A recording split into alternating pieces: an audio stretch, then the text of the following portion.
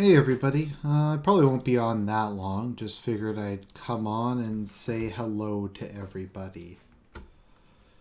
How's everybody doing on this fair Thursday night? Yeah. Also, I was at a kind of a good part in my current campaign, so I figured I'd share that with everybody. Let's see here. Let me just close that. Hello, left sector. Good to see you. Let me just see. Is chat okay? Chat seems to be working okay. Is Twitch working okay? Yeah, Twitch seems to be working all. Oh, okay. Oops. Don't worry. I'm a professional. I'm a professional streamer. There we go. Let me just see if this is capturing okay. Yep. Okay, it's capturing fine. And yeah, so in my I'm playing as the New Republic in the wait a minute. Where's my New Republic campaign? Oh, maybe that is? When does it say the last one was? Because I just did. Who's Andy Raceworski? I don't even know who he is, to be honest. Is that the. What's that guy's name again? Is he the guy who wrote the Columbine Pilgrim? Or whatever it was? Sorry, I'm just. My laptop's having trouble syncing. Steam Cloud does not work very well. Like, kind of a lot of things Steam does. It's really too bad. Andy Worski. Okay. I just don't know really much about him. I'm gonna be completely honest. I just don't really follow any of these people. I used to like watch a lot of podcasts and stuff, and frankly, I just kind of find them boring. It's nothing against people who do. I can't anymore. I'm just not really interested in the movement. Um, the things I mostly watch are like lore videos. I don't know, DSP stuff, internet drama stuff, things like that. I don't know why it is. It's just one second. Sorry, Steam is just having trouble on my laptop for some reason.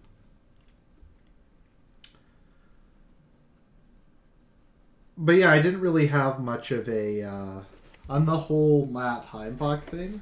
I don't know. I just once again, I don't really deal with these people or talk to these people. So when it came up, I was like, oh yeah, I vaguely recall someone named Matt Heimbach. That whole thing though was like the most white trashy thing I've ever heard in my life. The fact that it took place in a trailer only made the whole thing more ironic. But yeah, that was like the trashiest thing, most white trash thing I think I've ever heard in my life. So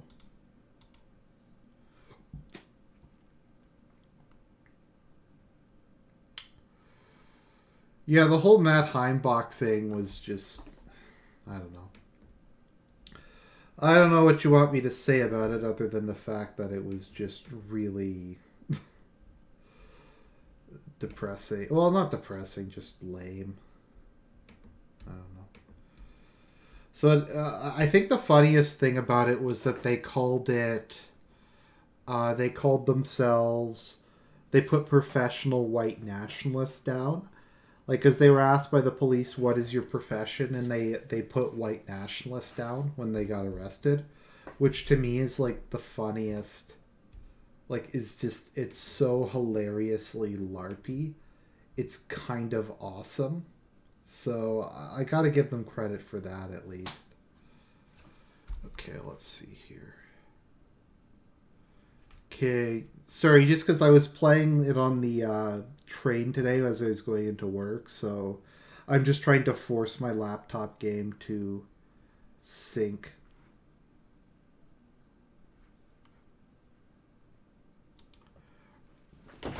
Thoughts on the future of the movement? I don't know. I haven't really been that much involved in the movement for a long time. What kind of happened is my kind of the people I used to do the whole like the podcasts and stuff with, a lot of them left over Tutgate or they just kind of filtered out. I think that's kind of a big reason just why you don't see me doing that much collab stuff. I mean, the first issue is just I'm busy with work a lot. If and when I kind of move out and I move somewhere downtown, I'll be able to spend more time on that kind of stuff. But at the moment, just because I'm living at home, I have to commute like 3 hours a day. So I probably do more stuff then, and then I just be able to stream in whenever I want. But yeah, so there's that whole aspect. Just I'm not really around enough. Just don't really have the time. But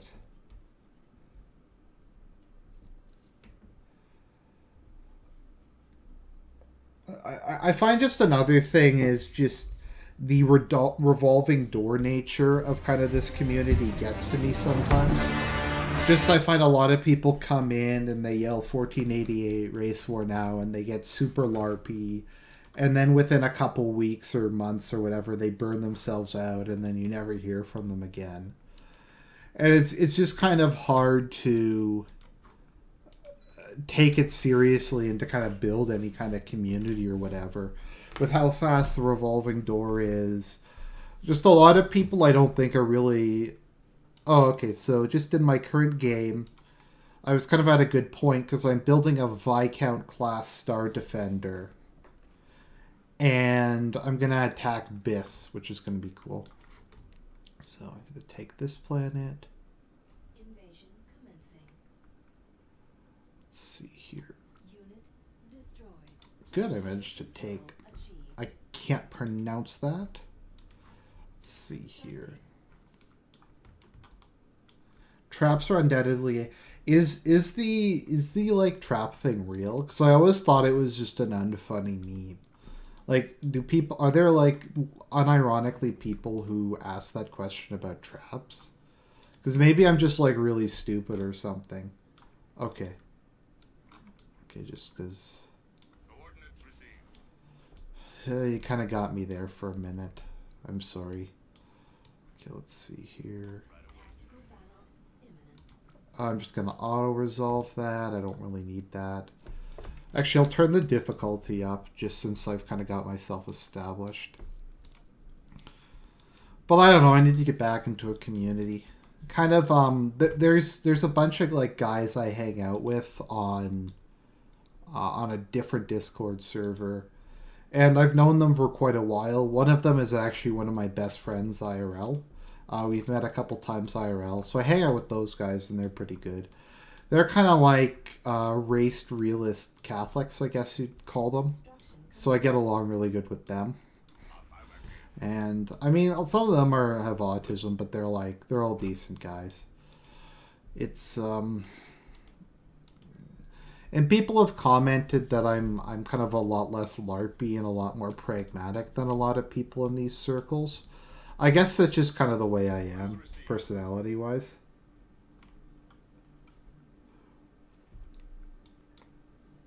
Let's see here. Invasion commencing. Unit destroyed. Wow, that was really heavy casualties on my side. Autism is starting to annoy me. Yeah, it really is. Like, that's kind of the reason I stopped. If you guys notice, I just don't really make political videos that often anymore. Like, I'll make them from time to time. I just kind of feel like in a lot of ways we've reached the limits of just a lot of like the productive things that can be said at this point in time. It just feels to me like a lot of it is just people repeating themselves or rehashing old ground or that kind of thing. Not that I'm like criticizing people who are still like actively doing a lot of this stuff. It's just, for my mind, I don't know. It's just kind of, we're all at I feel like we're all kind of at an impasse and just not that much interesting is really happening. But I guess once it kind of starts up again, it reaches whatever the next phase is, alt-right 3.0. I'll get more involved again. But yeah, I kind of feel like Charlottesville was kind of an end of the movement as it existed prior to kind of Charlottesville. I feel like that just did a huge amount of damage to morale.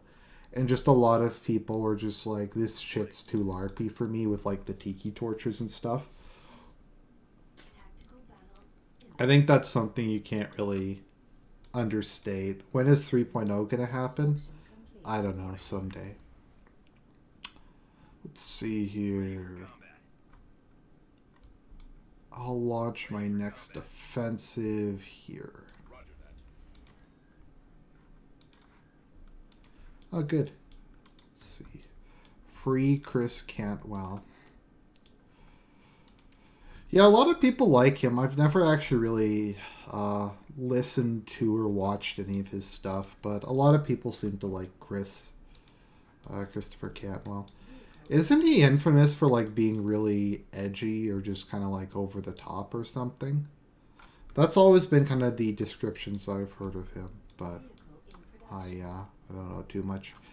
He did I Need a Pinochet, I think, which is hilarious. The NAP doesn't apply to commies. That is genius. Oh, Chris Cantwell isn't a political commentator? Okay, let's see here. Invasion commencing. Unit destroyed. There we System go. conquered. Ooh, Wayland. Wayland's one of the most important planets in the galaxy to take. Complete. Because Wayland has his cloning facility, so you can train infantry there for free. System conquered. Tactical battle imminent. The Empire just doesn't seem like they brought very many ships to try and stop me. I'm just kind of rolling through their territory. Maybe I'll just stop for a little bit once I take Wayland and prepare for the next phase of expansion. Invasion commencing. Unit destroyed. Wow, I lost that. Wow, I lost all of my entire field army doing that. Oh well, I'll just build another one. That's what you gotta do. So yeah, I'm playing as the New Republic in this campaign. I really like... The New Republic I actually like more than the Empire in terms of ship doctrine. Yeah. I don't think we have... Later Gator says, I don't think Christopher Cantwell seriously believed anything. It's a good thing. That's a good point, and it's something that kind of irritates me a lot in these circles, is just there's not really much sincerity. Like, everyone will LARP and stuff, but when it actually comes down to it, they aren't really... They don't have any ideological commitment. I'm not going to yell about, like, oh, they have to be prepared to die for the cause or any of that autism, but there's just not, like, any... Like I said, real ideological commitment to any of the things that they meme about. And I think that's kind of one of the biggest issues with kind of the modern alt-right, as it were. Just, I think people have gone, like, because the alt-right kind of came about in part because of neo-sincerity on Poll, where people were memeing and they memed so hard they became sincere. And it's kind of gone past neo-sincerity back into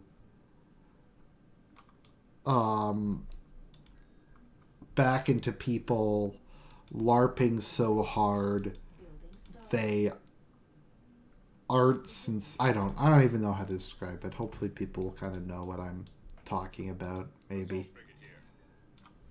Let's see here.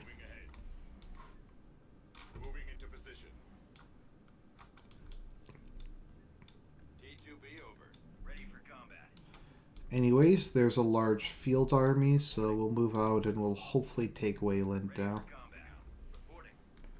What version are you playing? I'm playing Thrawn's Revenge 2.15. 2.2 isn't out yet anymore.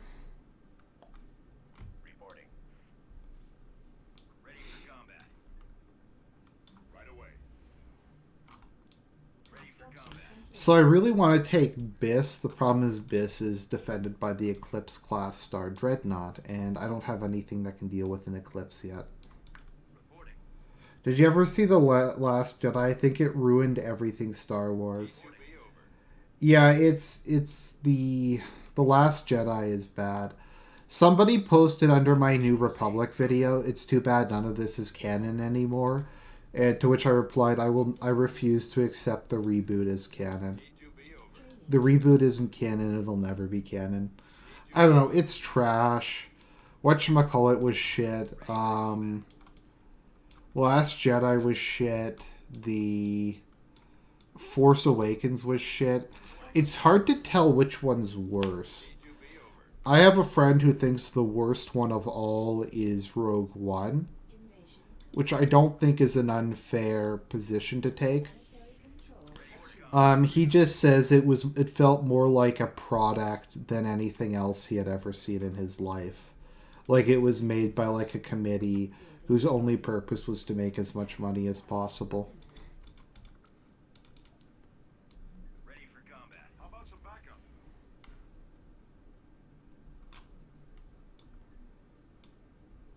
Ready for combat. Invasion commencing. Ready for Planetary combat. control. Okay, won another battle. Heading out. Artillery online. Revenge of the Sith gets too much hate. No, Revenge of the Sith is my favorite Star Wars movie. Tactical battle. And I say that completely unironically. It is actually my favorite Star Wars movie. People are way too hard on Revenge of the Sith. Revenge of the Sith is really good. The issue is the problems Revenge of the Sith has were almost entirely because it had to follow up on the previous two movies, which had a lot of weaknesses. So, yeah.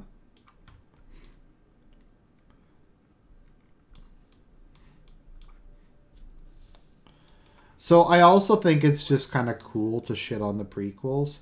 Like, the prequels I don't think are that bad. I think people, it's just kind of a meme at this point. How bad the Ready for combat. how bad the prequels are. It's just very overstated. I don't think it's. Enlisting troops. I think especially if people say the prequels were worse than the reboot. I'm gonna call bullshit on that because I don't know if it's possible to be worse than the reboot. What's your favorite era in Star Wars? Need to be over. I don't know. It's probably I'm probably gonna have to agree with Eckhart's Ladder on this one. I really like the Imperial Civil War era, which is when this takes place. The post Return of the Jedi era. Just because there's just a lot of fun stuff from that era. There's a lot of like kind of dumb stuff, but there's a lot of fun stuff too. Like you have the whole Dark Empire thing, which was really cool. Like when Palpatine came back, you had Ready for combat. the Imperial, like you had Isarge, you had Grand Admiral Thrawn, you have Natazi Dala. You just have a really interesting mixture of kind of characters and stuff. I just kind of think it was a very kind of interesting and creative time in the timeline. Complete.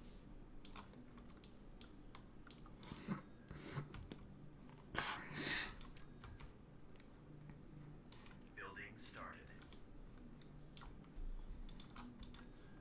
Constructing.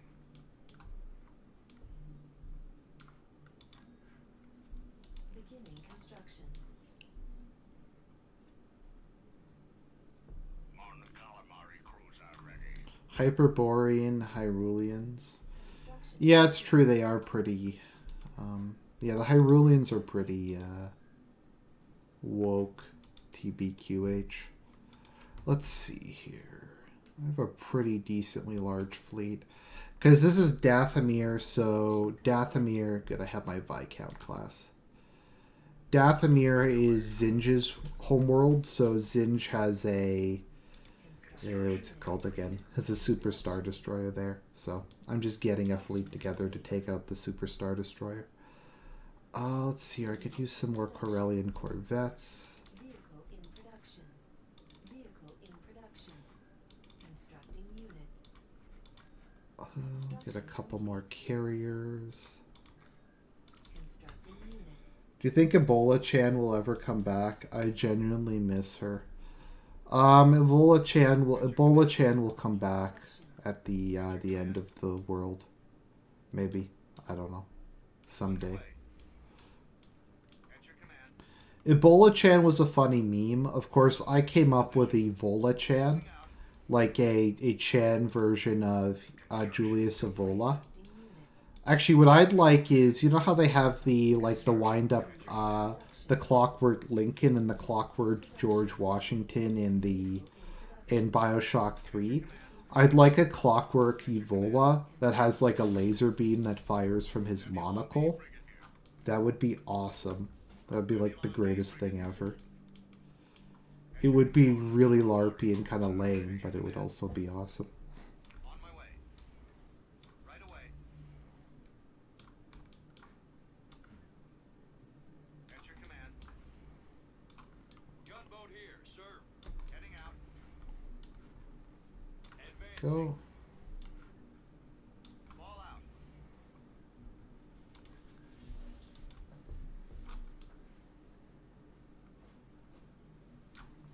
Gunboat here, sir.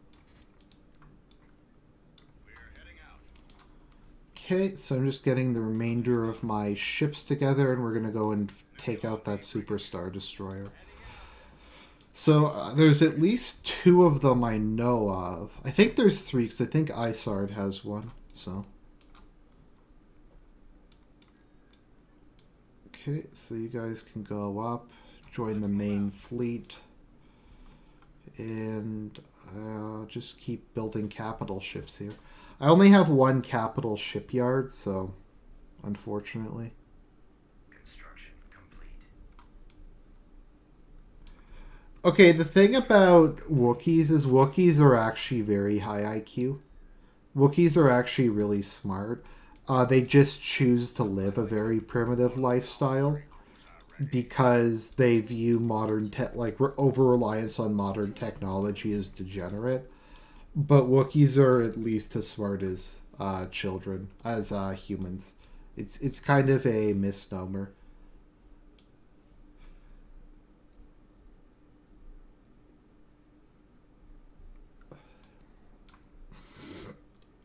Ready for combat.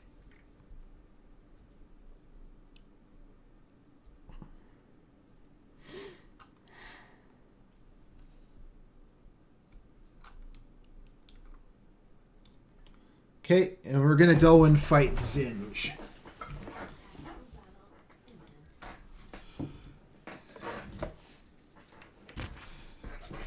You know what's interesting is it's okay, Scudum. I actually hadn't realized how cool Wookiees were. Eckhart's Ladder did like a lore video on Wookiees. It was Wookiees versus Brutes. So there we go. That is the Viscount class Star Defender. It was the New Republic's response to the Super Star Destroyers. They built their own version of it. So the Star Defender, well, it's kind of ironically called the Star Defender as opposed to a Star Destroyer, but it's actually, in my opinion, a lot better because it has just a lot more shields. Also, Mon Calamari ships just have are just better designed.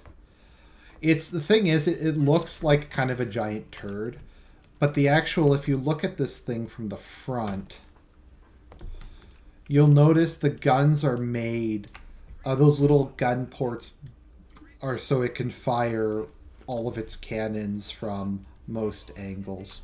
Also, because it's a New Republic ship, it has a bunch of good quality starfighters. I think this one has E-wings and X-wings. So we're gonna watch a duel between a Executor class and a Viscount class.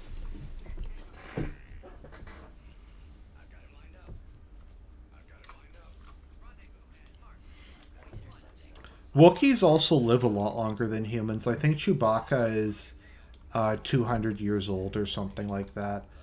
Actually, it's interesting because Wookiees do not use their claws and teeth in combat because they view it as barbaric.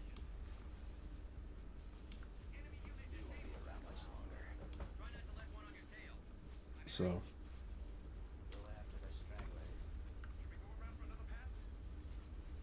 Yeah, it's too bad because initially Endor was supposed to be Kashyyyk and there was supposed to be Wookiees there, but they wound up not doing it.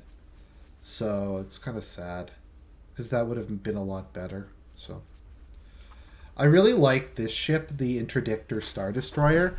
It was basically they took a Imperial Star Destroyer and an Interdictor cruiser and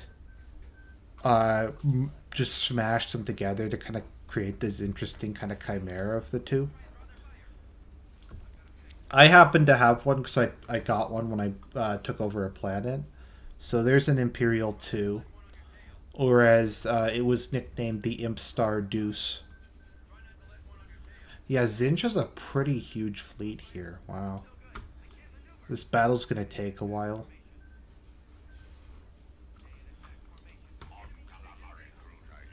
I doubt they can realistically do anything to the Viscount class, though.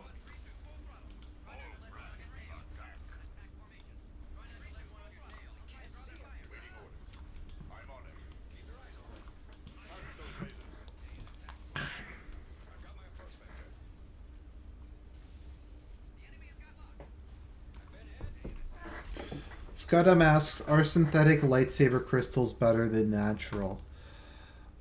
It's interesting because Luke's lightsaber crystal is actually synthetic. Synthetic crystals can be any color. So synthetic crystals have more cutting power, my understanding is, than natural ones, but they slow the blade down. They also, I believe, Kyber crystals or whatever the Jedi lightsaber crystals are almost sentient, like they have to a certain extent a personality, whereas Sith ones don't. So it's kind of a give or take because synthetic ones can be customized. So like when you're pouring your force energy into it to make a lightsaber crystal, you can basically choose to make it however you want to make it. But with a I don't know.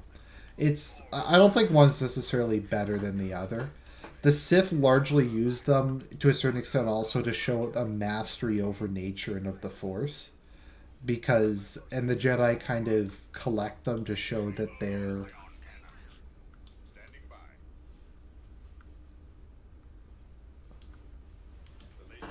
So this is kind of cool. So we have a duel of the Titans. We have the Iron Fist versus. Oh, this is the Annihilator. We have the Annihilator versus the Viscount class. So a clash of the Titans.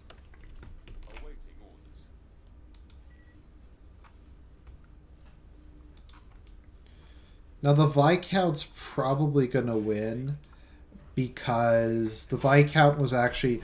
See, what happened was during Operation Shadowhand, Palpatine managed to bring, I think, something like 15 dreadnoughts together. A whole bunch of I think it was like 8 Executor classes, a bunch of like other Superstar Destroyers. And the New Republic didn't have anything really to counter it. So instead, they developed the Viscount class in response to that. So the Viscount class has somewhat fewer guns, but its shielding is much, much better.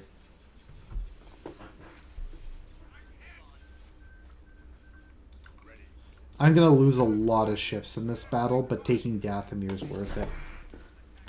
You know what's cool in the novel that I'd recommend, The Courtship of Princess Leia?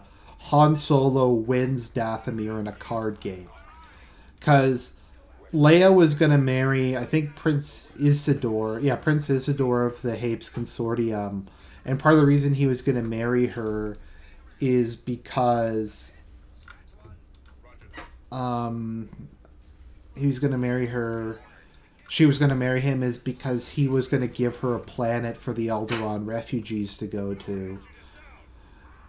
So Han's like, okay, well, I can beat that. What I'm going to do is I'm going to win a planet for Leia in a card game, and then she'll have to marry me. So I'll win a planet playing cards, and I'll give it to her to put the Eldoradian refugees on, and then she'll marry me. Then she'll have to marry me. So the absolute madman actually did it, and he won Dathomir in a card game. So they wind up going to Dathomir, and it turns out that Zinj had been using it as his headquarters. And since Dathomir's in the middle of fucking nowhere, Zinj was like, what the hell are they doing here? But yeah, Dathomir's where Darth Maul comes from, and Savage Opress, and a lot of the other... it's where the Night Sisters come from.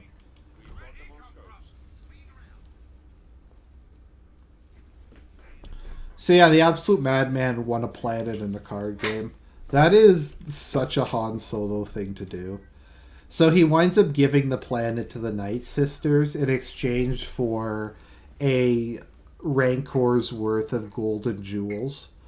And they use the golden jewels from that to pay for their wedding. So one of the things, like, because I'm rereading Dark Empire, which is the the comic series that was made into an audiobook. If you ever get a chance, the Star Wars audiobooks are really good. Because they're actually... Every Star Wars audiobook is, like, dramatized. So they will have actual voice actors, sometimes multiple ones. They'll have music and sound effects and stuff. And what's cool is they'll make comics into audiobooks. So if you want to, like, experience Dark Empire... Or there's Dark Empire, Crimson Empire, and that kind of thing. You can get them in audiobook format. Actually, I have the files in audiobook format, so if somebody wants to message me in Discord, like if they want Dark Empire or the Thrawn trilogy or something like that, I have those in audiobook format, so just message me and I'll send you a link to my Google Drive. But I do pay for some of them. Some of them just aren't available. Yeah, so Han and Leia have 3 children in canon. I call it canon in the extended universe. Jason, Janna, and Anakin. And Jason, of course, falls to the dark side and becomes Darth Caedus.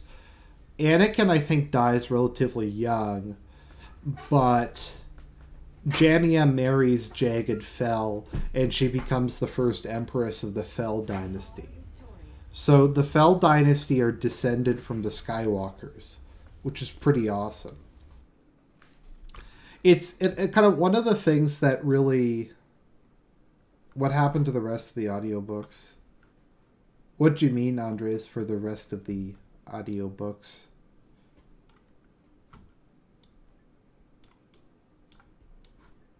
Escort requested. Enlisting. Vehicle. Actually, if you're looking, there is on Audible, they have the audiobook of Thrawn, which is, they got Timothy Zahn to write a book featuring, because they they put Thrawn into the reboot. So because they put Thrawn into the reboot, they got Timothy Zahn to write it, and it's actually really good. I really like the new Thrawn book. Well, then again, it's a origin story of Thrawn written by the great Timothy Zahn, so there was really no reason it wouldn't be good. But no, he did a really good job on it. You can tell that they, as always, he put a lot of effort into writing the character. It's because kind of my issue with the whole reboot thing is there wasn't really a reason to show the old canon. Like, people will say, well, there was a lot of like issues where stuff was contradictory or they needed to clean some things up, and I kind of get that, but I like how they had it work in the past, which you kind of had tiers of canonicity. So like the movies were sacrosanct. The movies are canon. The movies, anything that contradicts them, whenever the movies and something contradict each other, then the movies always have precedence. So that makes sense. Then after that, there's okay, and within the movies, the later movies have precedence over the earlier movies. So like stuff that happens in the oh, hello Sergio Gonzalez. I just a note, I'm not criticizing people who are angry that they ruined video games because I'm angry they ruined Star Wars with this shitty reboot.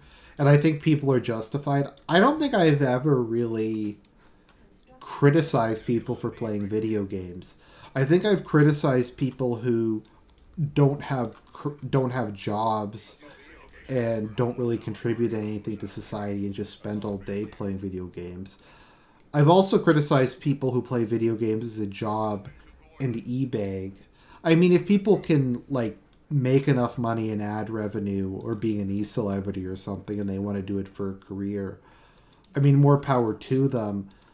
But I just my issue was more with Ready Player One and that kind of thing is they hold it up as being like the purpose of their life is to play video games.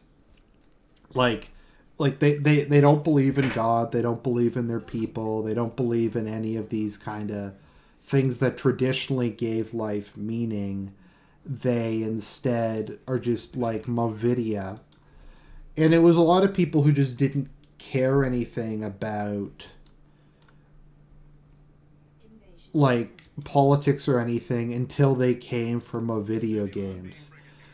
And it's even then, like I can get like I think as I said, it was kind of video games were kind of one of the last safe spaces for white males. Like I think that's one of the reasons why they had to go and like attack the Star Wars extended universe because it was like something like white males liked. Like because you had Han Solo who had a pretty, despite Leia being like a leader, they had a pretty traditional family life at home. It's kind of interesting because I was reading the Dark Fleet books and they had like a pool in their backyard and Han and Leia would like play with their kids in the pool when she got home from work and stuff like that. It's one of the things that really makes me angry about the reboot is it was kind of like a major theme in the prequel, sorry, in canon that Han and Leia had a very happy marriage, despite the fact that like there's a lot of tragedies that happen to them. Their son becoming a Sith Lord, Chewbacca's death, the Yuzan Vong invasion, but it never, if anything, it made their marriage stronger and more successful because they, rather than kind of turn away from each other, it kind of made them closer.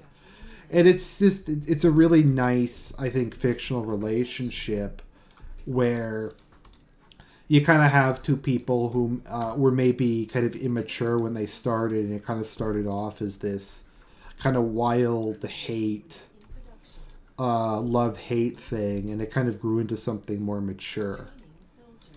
And I really like that. And then they just kind of took it in the reboot. And wait, Chewbacca died? Yeah, he died in Vector Prime.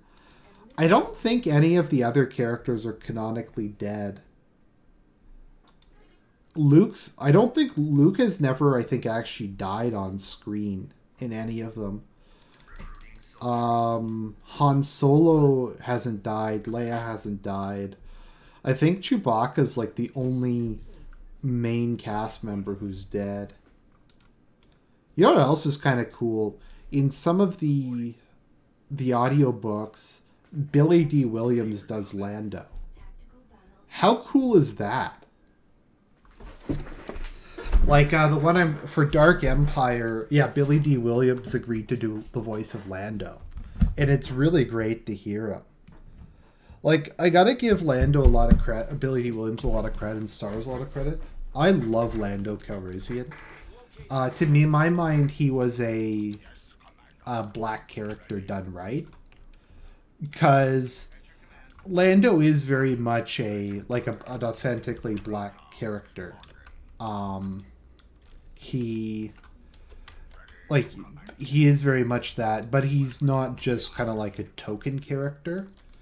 He has a personality. He's likable. He has a backstory.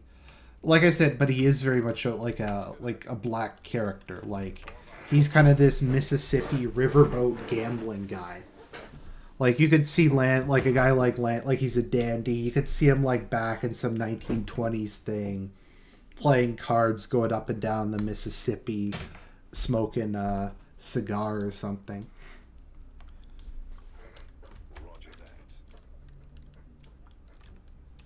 Oh, Billy D. Williams did Lando and Jedi Outcast.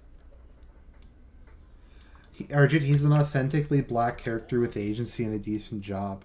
Yeah, he also, like, I think some people give Lando credit for selling them out. To be fair, as far as he knew, they were actually criminals who were... They were actually criminals, and... Like, I don't know, like, Vader was threatened to blow up the Cloud City and kill, like, thousands of innocent people. But like I said, Lando, I really like him. I don't know if it's just a token guy to like, but I don't know.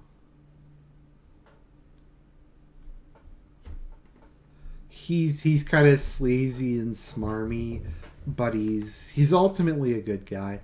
I also like that his ship is named the Lady Luck, which is an amazing name for a spaceship. I mean, here's the thing with Rey. Okay, there's two big problems with Rey. The first is the actress isn't attractive. Because, like, if they had have got... Oh, what's her name? I can never remember her name. Who's the actress in the Rogue One movie?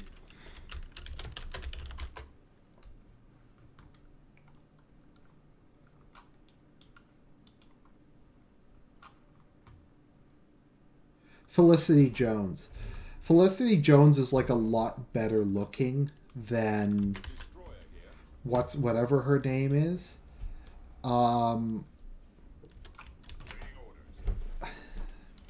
So like you don't even really have like eye candy to look at. Like Daisy Ridley is not attractive. She's like really masculine and mannish. So that's a problem. So like to be perfectly honest, obnoxious female characters are more bearable if they're at least eye candy. But with Rey, we didn't even get that.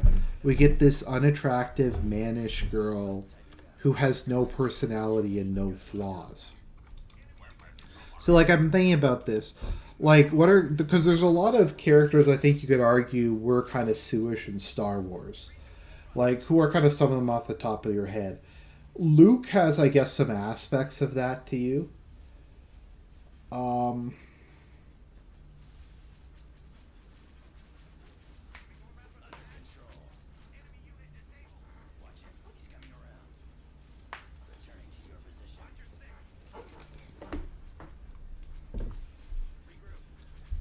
Sorry, I completely lost my train of thought there.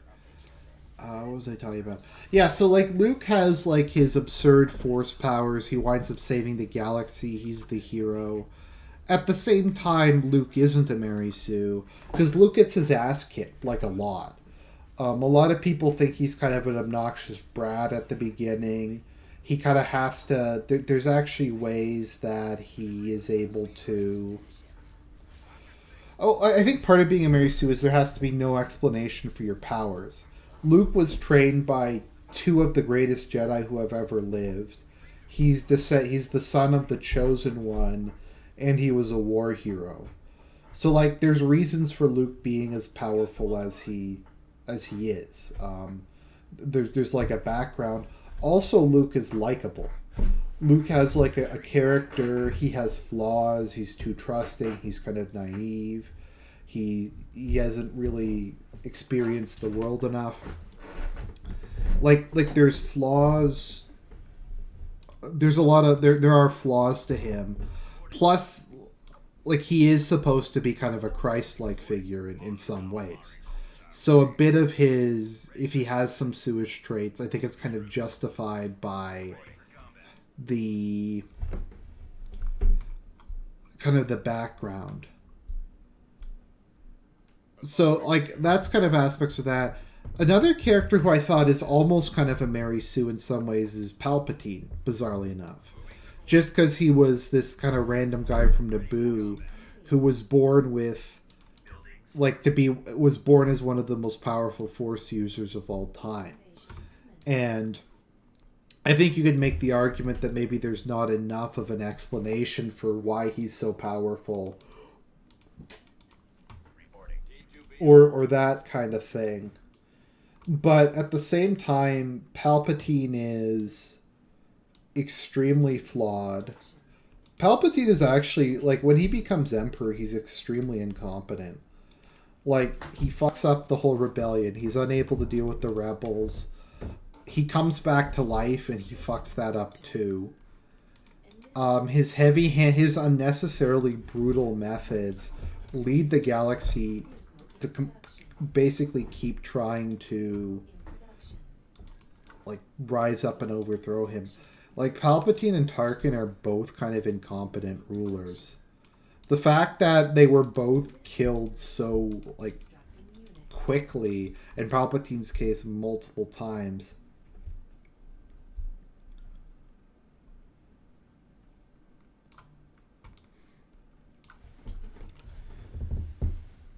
So his immense powers are offset by him having like severe character flaws that make him not like all powerful. Also, Palpatine's likable. Palpatine is like a mustache twirling villain. He's just a lot of fun to watch on screen. And to my mind, if someone's likable, it makes them a lot less of a Mary Sue. My sister cried at the end of Star Wars. I admit, I cry like a baby every. You know what? We're gonna watch the scene just because it might be my favorite scene in cinema. We're just gonna watch it now. I might cry. I'm gonna warn you. I might cry watching this because this is just so great.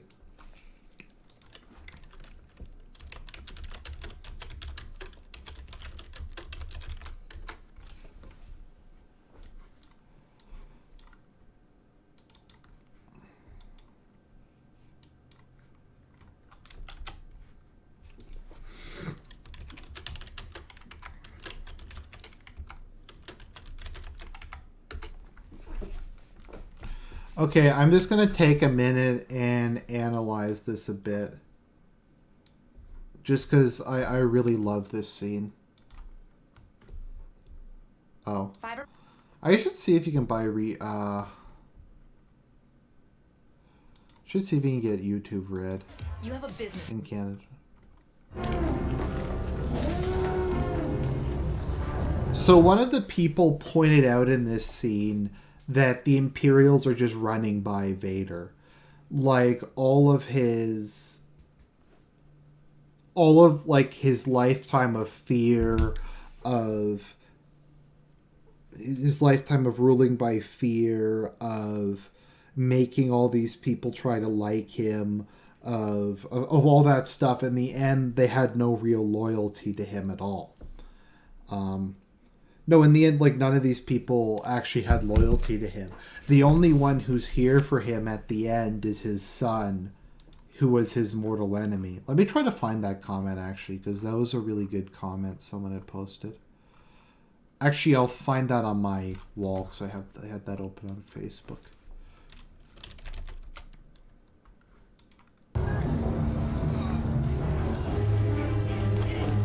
Yeah, see, they're just running away. Absolutely no concern for Vader.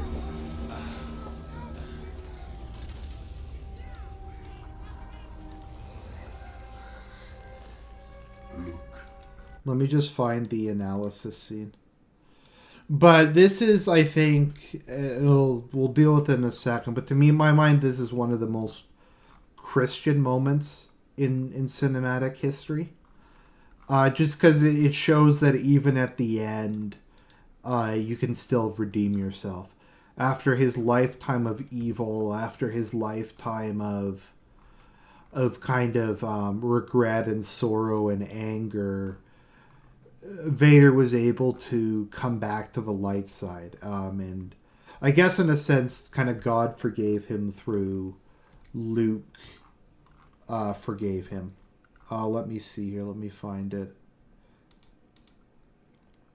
Okay, Luke carries his father, approves the Machiavellian adage, fear is better than love is wrong. It also shows the immense power of, I guess, kind of love, very much like Jesus Christ. Because, like, Jesus Christ came and he was kind of this, he was the Lamb of God, he was the Lamb who was slain. But ultimately, despite all the evil and destruction of the world, his love was able to redeem humanity. And in this case, despite all the wrath of the Empire, despite all of the Death Star, the Star Destroyers, the Emperor himself being Satan, in the end, it's the love of a father for his son. It's someone finally loving him unconditionally that manages to save the galaxy. So, yeah. Luke does everything to save Vader. Yeah. Help me take this mask off. But you'll die. Nothing can stop that now. Just for once. By the way, this is the dude who things went bad. He gave up and spent 20 years living on some shitty island, drinking green milk from a thing that looks like my ex-wife.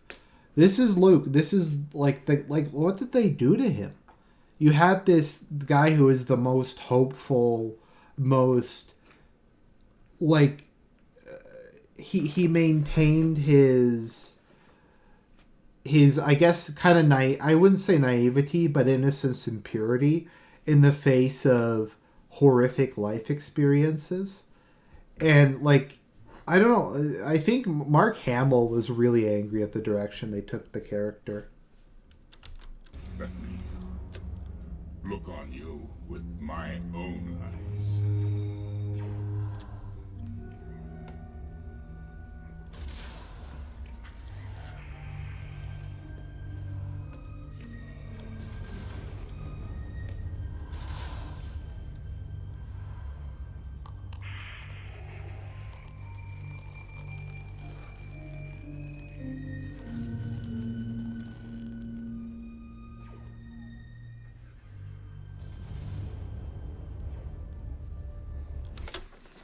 So just this analysis I'm reading, Luke's reaction to Anakin's appearance. If you look carefully, you'll notice Anakin only smiles after Luke does, indicating that he feared his son would think him repulsive, but instead he looks on his father with compassion and places his hand on his metal shoulder encouragingly, telling Anakin that what I see is my father, and I accept you even with all of your flaws, and even if you're this bad.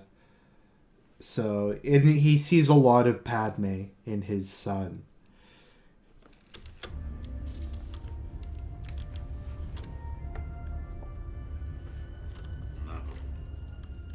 go, my son. Leave me. No, you're coming with me. I'll not leave you here. I've got to save you. You're So, just reading this analysis, it's a good summary of things. The last words Anakin hears in life are "I won't leave you," and it points out so many people left Anakin throughout his life or died. Qui-Gon frees him and dies. Ashoka leaves him. Padme leaves him. Rejects him and leaves him. Obi-Wan rejects him and leaves him. Shimmy leaves him. The only Padme leaves. So like everybody around Vader abandoned him in his life or left him all alone. But in the end, he has his son there who unconditionally loves him and who is says that he'll stay with him to the end. So it's and time for my favorite line, probably in movie history, maybe in Star Wars. You're ready. Oh, oops, I skipped it. With me. I'll not leave you here. I've got to save you. You're ready. Look. You were right. You were right about me. I love that line. Sorry, I'm tearing up as I watch this. I have to save you, Father. You already have, Luke. You already have. Because he's been redeemed at this point. And he's dying, but he's at least able to die as a man. And kind of the way I look at this is kind of after the lifetime of pain and the things he did, Vader's able to look on his son and say that at least I left one good thing to the universe. That kind of thing. I have one thing I left behind as my legacy. I did one. My life was not a complete waste. Sorry if I'm going. I just really love this scene. No, you're coming with me. I'll not leave you here. I've got to save you. You're ready. Look. You were right. You were right about me. Tell your sister. You were right.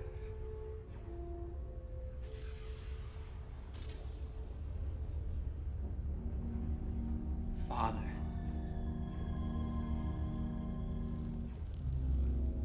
I won't leave you.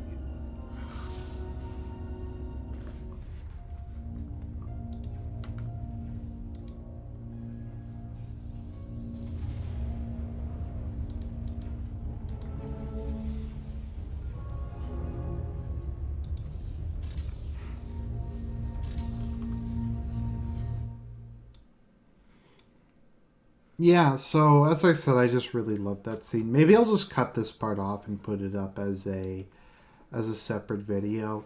But no, like like we take that guy and we make him into like this douchey old crotchety man. And it's just like, what? It's I don't know. I didn't think the Darth Vader no scene was that bad, to be perfectly honest. Let me see here. What's one of the worst? What's one of the other really good ones?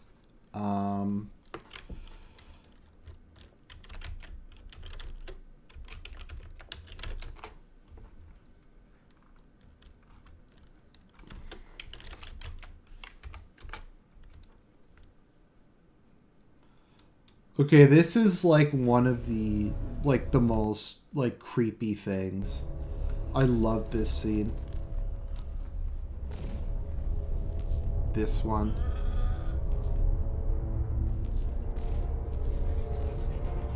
It's literally hell. There's like the river of fire.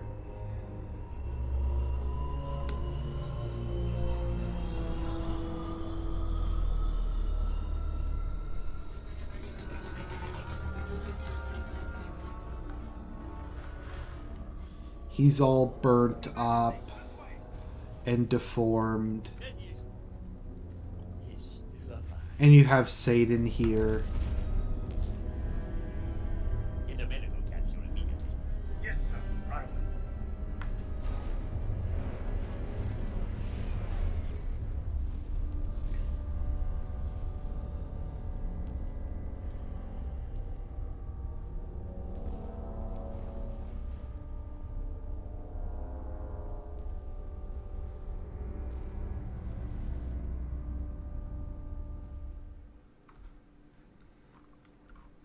Because I remember as a kid when I was watching the Star Wars movies, I was like, Vader was talking about the Emperor. And I'm like, this guy's gonna be pussy. No one can live like Vader is. That guy is hardcore.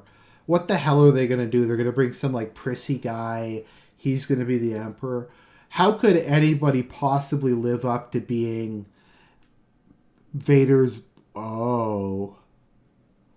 Oh, okay. And then Palpatine showed up, and I was like, okay, that lived up to it. This was another scene I really liked. Sorry, I know it's kind of random to just go through random Star Wars scenes, but I'm in the mood, okay?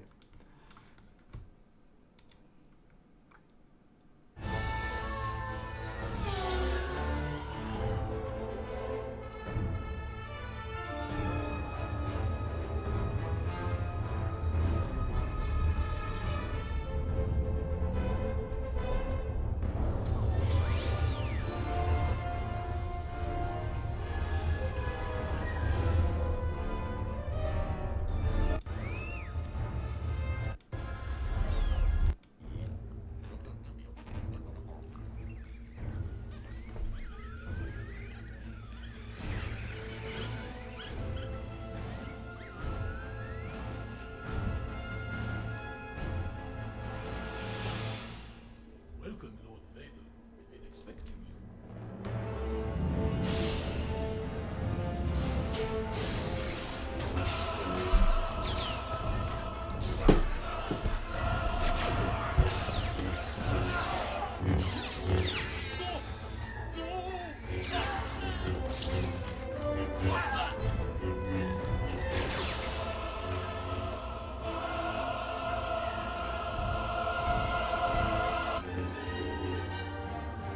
The war is over.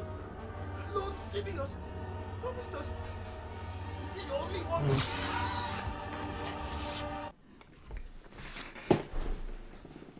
See, what I like about this scene is Newt Gunray was kind of the boogeyman of Anakin's childhood.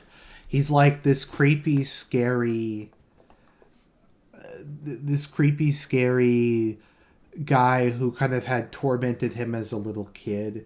He had messed with his waifu. He had kind of occupied Naboo. He kind of done all this stuff. And now you have adult Anakin here, and he just brushes aside the boogeyman like he's nothing. And yeah, I thought it was a really good kind of coming full circle. Let's see here. The dark side of Anakin Skywalker. Darth Vader is born.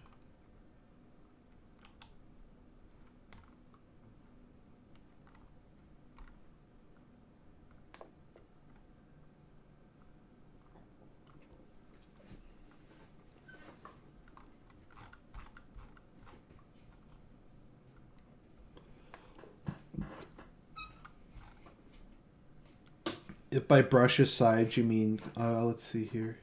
You gotta wonder how satisfying it was for Anakin to kill Gunray, given the guy tried to kill him on many occasions. Yeah.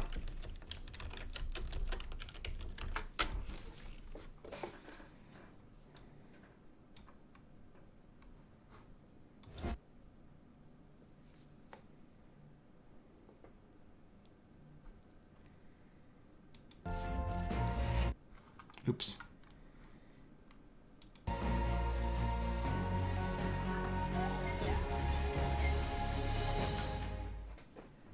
Your fleet is lost, and your friends on the indoor moon will not survive. There is no escape, my young apprentice. The Alliance will die, as will your friends. Good.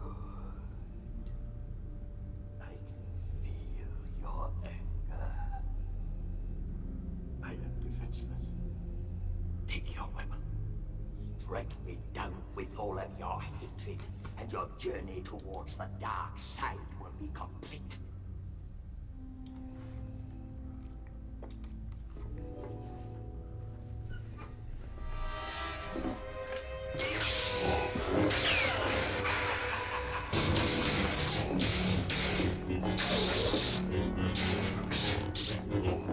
I don't know why the frame rate is so bad. Maybe because my monitor is so high resolution? That could be it. Use your aggressive feelings, boy. Let the hate flow through you.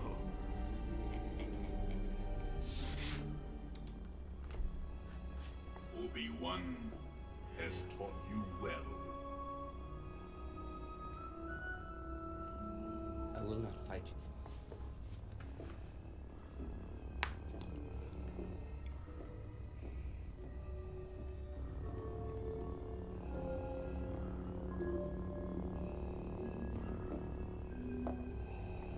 You are unwise to lower your defenses.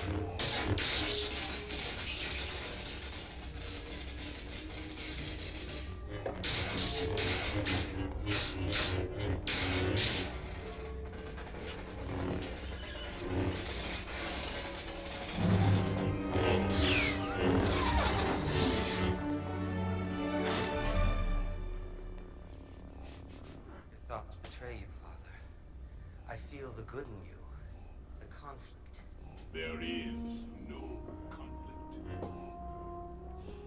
So yeah, Luke's lightsaber style is Gemso, which is the same as Anakin's actually. Power of the dark Which side. is If you will not Form fight, 5 is meet focused on a really strong defense combined with power counterattacks.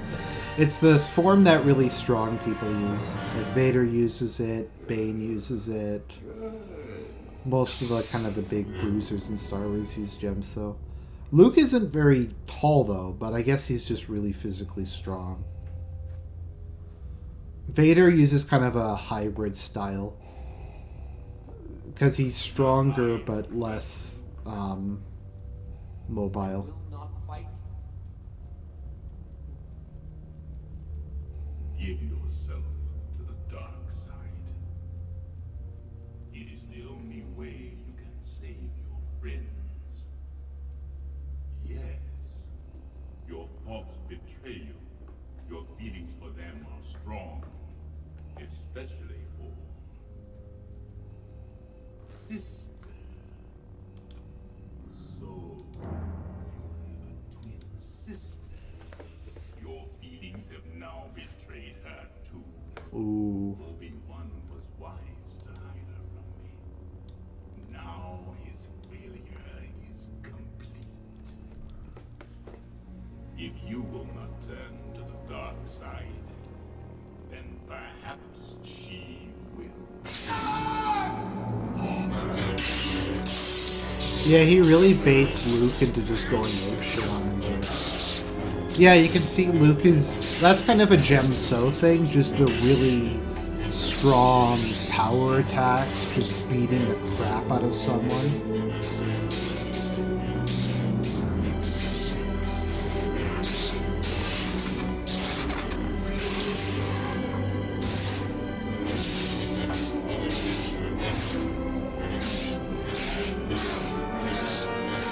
Just wails on him.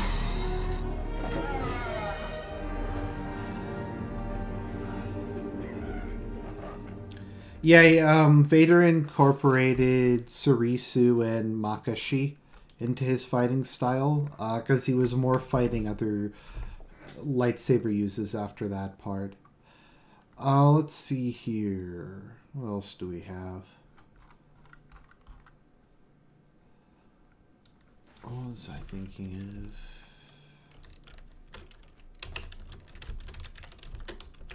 I think I'll do the opera scene and then I'll end this. Yeah.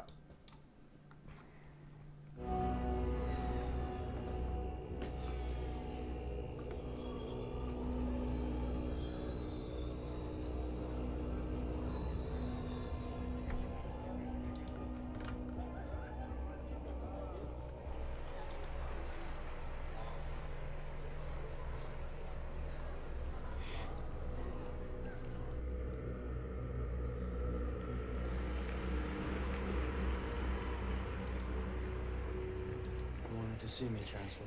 Yes, Anakin, come closer. I have good news. Our clone intelligence units have discovered the location of General Grievous. He's hiding in the Utapau system. At last, we'll be able to capture that monster and end this war. I would worry about the collective wisdom of the Council if they didn't select you for this assignment. You're the best choice, by far. Sit down. Leave us. I remember as a kid, this is like one of the just the opera thing is one of the trippiest things I've ever seen.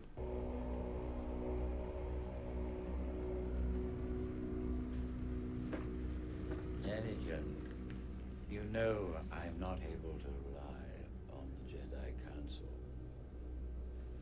If they haven't included you in their plot, they soon will. I'm not sure I understand. You must sense what I have come to suspect. The Jedi Council want control of the Republic.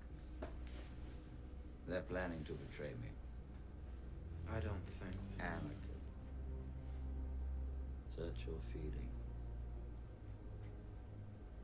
You know, don't you? Ian McDermott is such a boss. To not only play Palpatine the original, but in the reboot. Sorry, these prequels. Or the Republic. Or democracy. Yeah, I'll redo some of the stuff eventually. My trust in them has been shaken. Why? They asked you to do something that made you feel dishonest, didn't they? They asked you to spy on me, didn't they?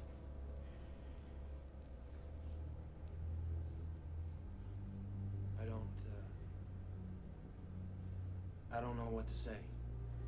Remember back to your early teachings.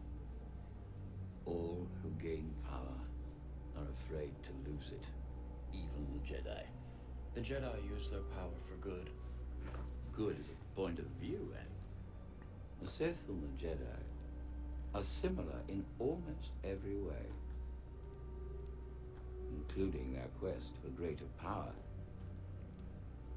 The Sith rely on their passion for their Am I kind of unique in this? about themselves. And the Jedi. Is it kind of unique in these circles that I like the Jedi and I like the Old Republic? I don't. The Jedi are selfless. Something I've noticed is the Sith seem to largely be almost asexual, which is, if that kind of makes sense. Like, Palpatine, I'm pretty sure, is asexual. He's never expressed interest in another being in that way. Most of the Sith just seem to be completely indifferent. I think because love, even in the form of sex, is too selfless. And also it's viewed as a weakness. So even while they're able to have passion, it's still very limited. Almost more limited than the Jedi in some ways.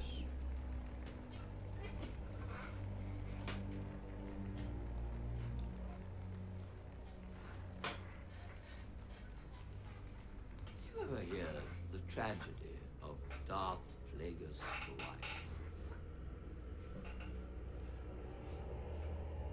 No. I thought not. It's not a story the Jedi would tell you. My only real issue with the Jedi is their ban on marriage, because the Force is genetic. Actually, it's interesting because in the game, the Old Republic Online, the Sith were very the Sith are very concerned with bloodlines because because the Force is genetic. So the whole thing of Jedi not marrying kind of is dysgenic, because ideally you'd want them to marry and have as many children as possible, because all their children will be Force sensitive. Darth Plagueis is a dark lord of the Sith, so powerful. Well, priests don't have Force abilities. He used the Force to influence the midi-chlorians to create life. He had such a knowledge of the dark side, he could even keep the ones he cared about from dying. He could actually save people from death. The dark side of the Force is a pathway to many abilities some consider to be unnatural. What happened to him? He became so powerful. The only thing he was afraid of was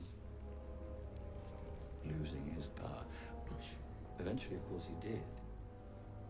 Unfortunately, he taught his apprentice everything he knew.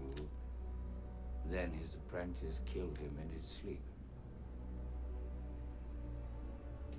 Ironic. He could save others from death, but not himself.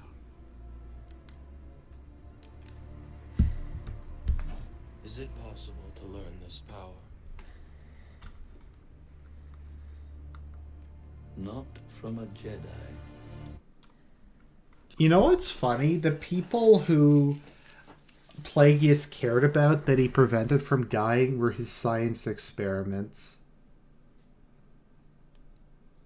That's literally who. It was like the people he was experimenting on were the people he was able to keep from dying, which is funny.